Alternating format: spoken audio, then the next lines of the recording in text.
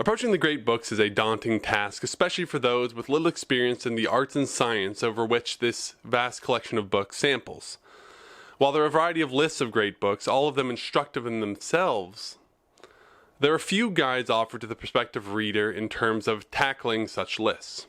The goal of this systematic approach is primarily to order and to condense all of the potential works into a coherent course of study.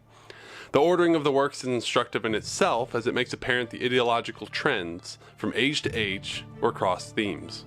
Now, condensing the readings, including omitting whole works or selecting only parts of works, is vital for both concentrating the readings on key themes or for simply saving time.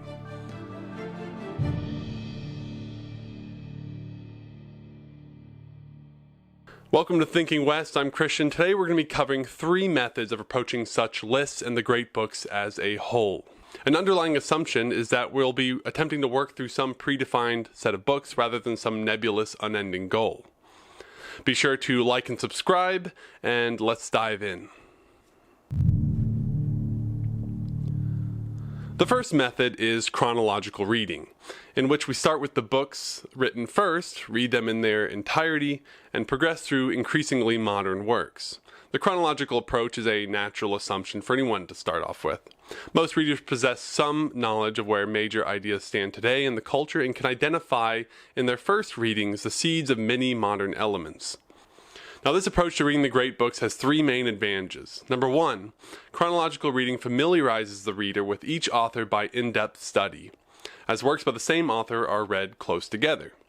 Number 2, the reader develops a good sense of the work's place in history or time. And lastly, number 3, the reader understands how a work interacted with the contemporaries of the author, since they're all written around the same time.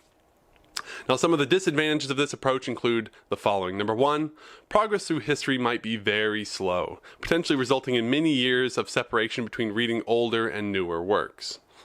And number 2, a wide variety of subjects are read, purely dictated by chronology rather than by a cohesive focus on any subject.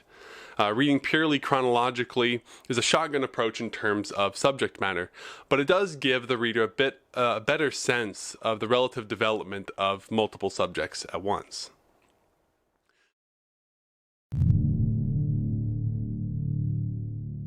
An alternative to pure chronological reading is what I call cyclical reading, which is reading a subset of books chronologically, but returning to the beginning again to read another subset of books chronologically.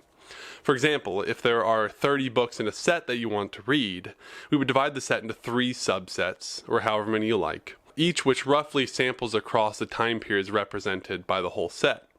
In this way, by reading one subset at a time, say of 10 books, the reader visits each time period 3 times over a course of their reading journey instead of only once. So this method has several advantages. Number 1, cyclical reading practices a form of spaced repetition, which is a well-known learning method for better retaining information. Number 2, it feels faster paced than purely chronological reading. Number 3, the reader will understand a work's place in history with a bird's eye view, knowing upon the second or third cycle what comes before and after a particular work, since they've already gone through the rough outline of history before. And number 4, the reader can order and rearrange the subjects within each cycle, so you have some flexibility. For example, given 3 works of early philosophy, we could place 1 in each of the 3 cycles, or all 3 in one cycle heavy on philosophy. However, cyclical reading also has a few disadvantages too. Number 1, the chronological development of ideas is not as clear to the reader, since you don't have a purely linear progression through time. And number 2, the reader may have a harder time recalling the specifics of a historical time period that a work resides in.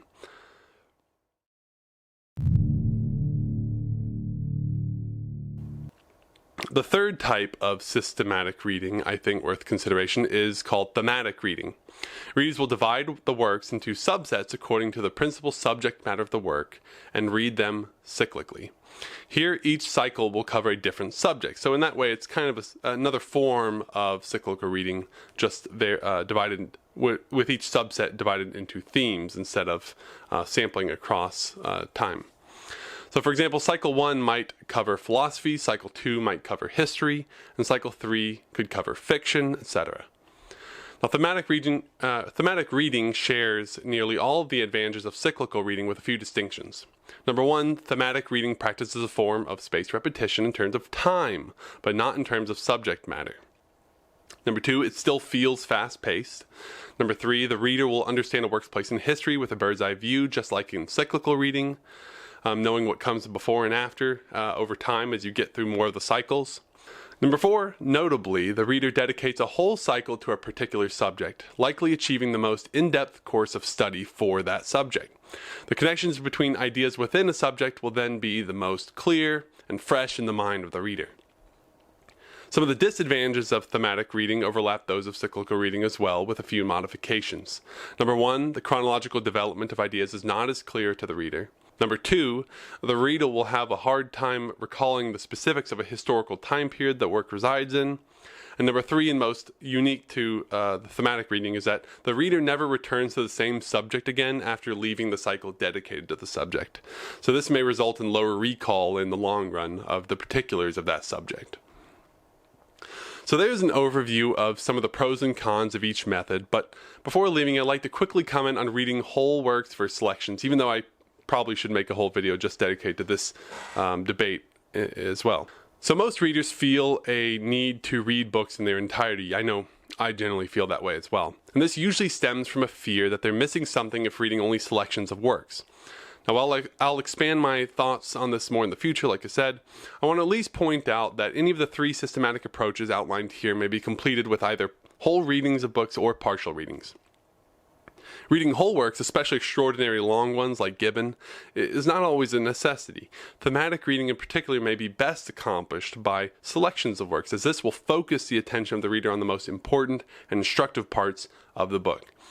Also, there are books out there that cover many different subjects, so sometimes thematic reading doesn't fit with reading whole works. Montaigne is a great example of that. Now, selections serve to condense the readings to a faster paced course while maintaining a good fraction of the depth of the full work. So there's a balance there.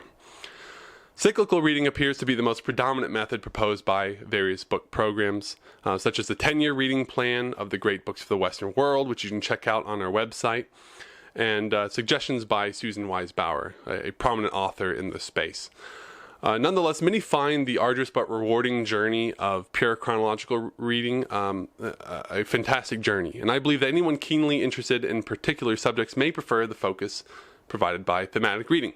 So in the end, it's really up to you, whatever suits your style, whether you like to stick to a particular theme, you like to take it slow through history, or you like to sample across history quickly and hit history, different parts of history over and over again in cyclical reading. So let me know in the comments below which of these reading methods suits you best. I am particularly partial to cyclical reading, just fits the style of my reading best. If you found this video helpful, be sure to give us a like and subscribe, and consider clicking the join button if you would like to support us in a small way, just to help us bring the great books and the great conversation to the broader world through digital means like YouTube or whatever video platform you might be watching this on. Until next time, read on.